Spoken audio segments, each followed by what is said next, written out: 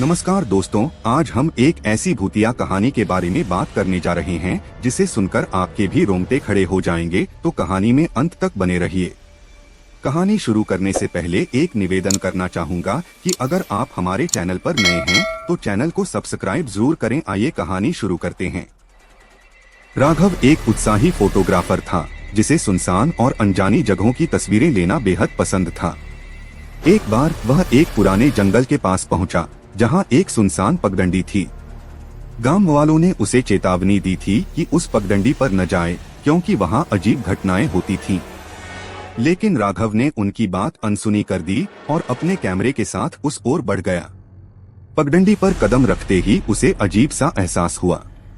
चारों ओर अंधेरा था और सन्नाटे को तोड़ती हुई केवल उसकी सांसों की आवाज सुनाई दे रही थी। जैसे जैसे वह आगे बढ़ा, पगडंडी और संकरी और डरावनी होती गई। पेड़ों की शाखाएं हवा में ऐसे हिल रही थीं, जैसे कोई अदृश्य ताकत उन्हें चला रही हो। कुछ दूर चलने के बाद उसे लगा कि कोई उसका पीछा कर रहा है। उसने पीछे मुड़कर देखा पर वहां कोई नहीं था। अचानक उसने कैमरे की स्क्रीन पर देखा कि एक परछाई उसके पीछे खड़ी है। वह तुरंत पलटा, लेकिन वहां कुछ नहीं था।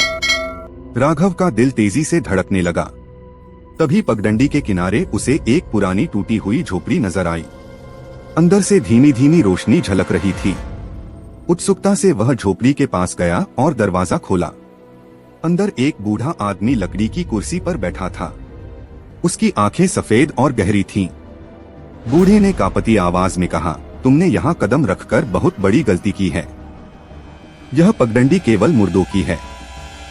इतना सुनते ही राघव ने झोपड़ी से बाहर भागने की कोशिश की, लेकिन पगडंडी अब वहां नहीं थी। उसके चारों ओर केवल अंधेरा और एक डरावनी हंसी गूंज रही थी। राघव का क्या हुआ यह कोई नहीं जानता, लेकिन उसके कैमरे का बैग गांव के पास मिला, जिसमें आखिरी तस्वीर में एक सफेद परछाई राघव की ओर इशारा कर रही थी।